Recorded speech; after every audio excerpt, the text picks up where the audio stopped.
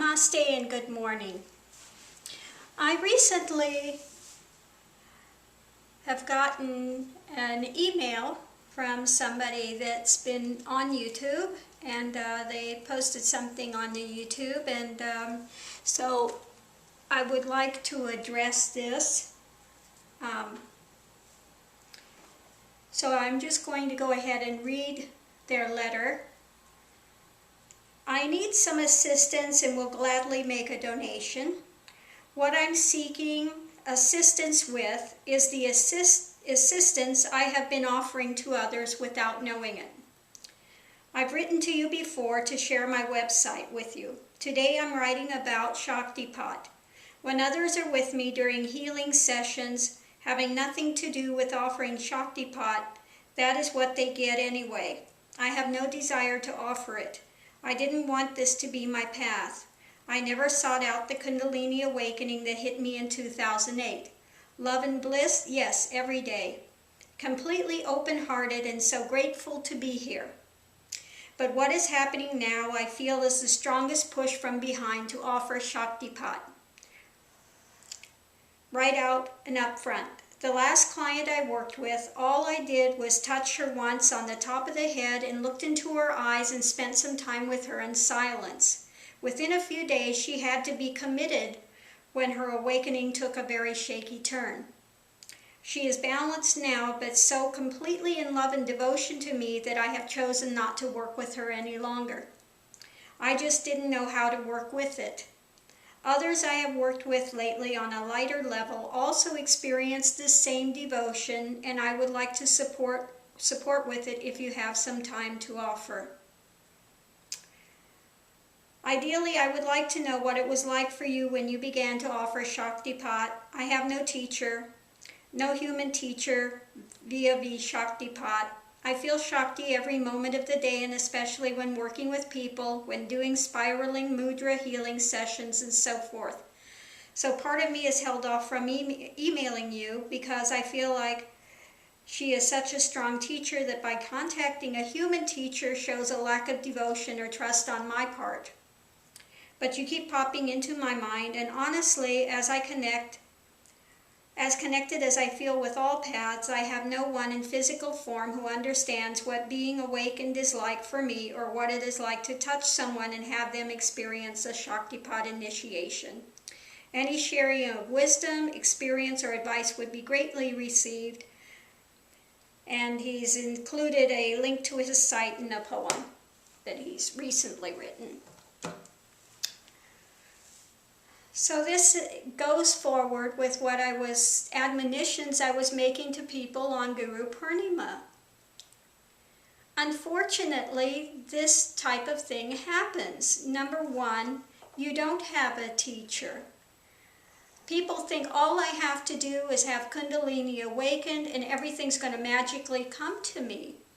Well, that's not the case.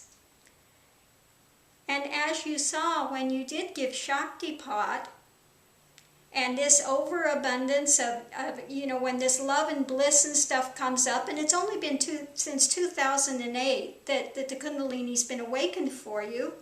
You know, you want to go out and heal the planet. You want to save the world, yet you're in the midst of your own journey, okay?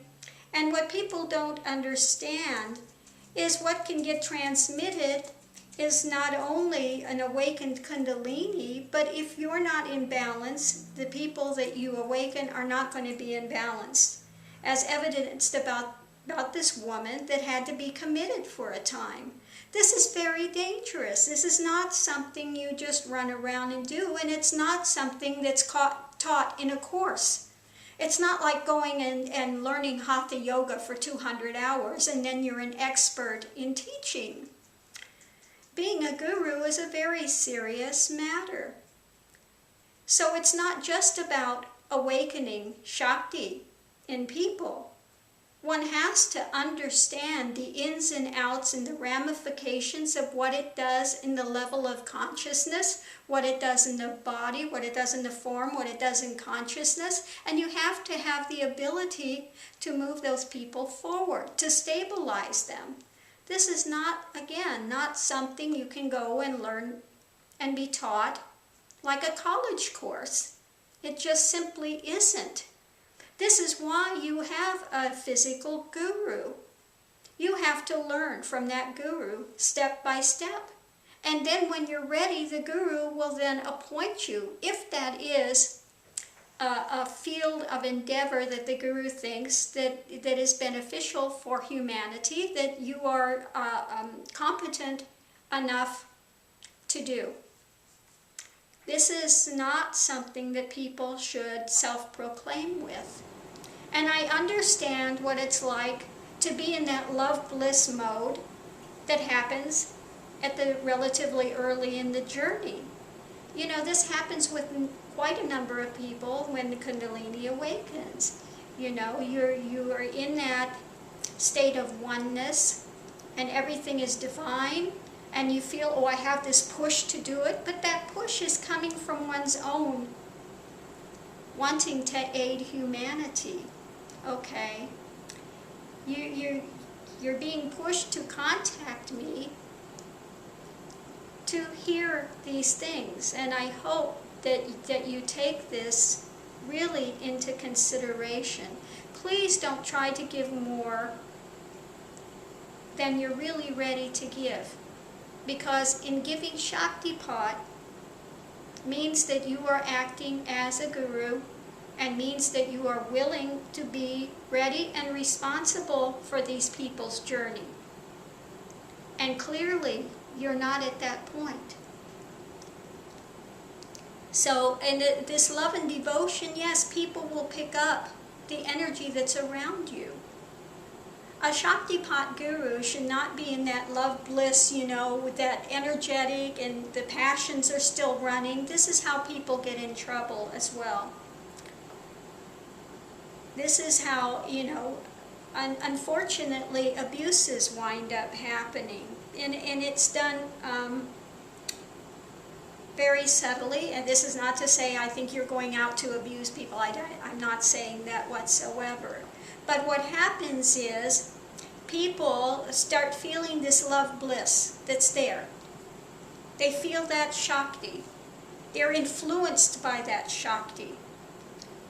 If you're in the midst of a Kundalini awakening, this is what I tell my students. If you are dating, you have a partner, don't be indiscriminately dating and jumping into bed with people, because you can unknowingly awaken Kundalini. And yes, people that are around you are going to have transformational experiences. That's part of it, because Shakti is very, very strong. Okay, that does not mean that you're authorized to go out and give Shaktipat. So please, please, please hold off on doing that.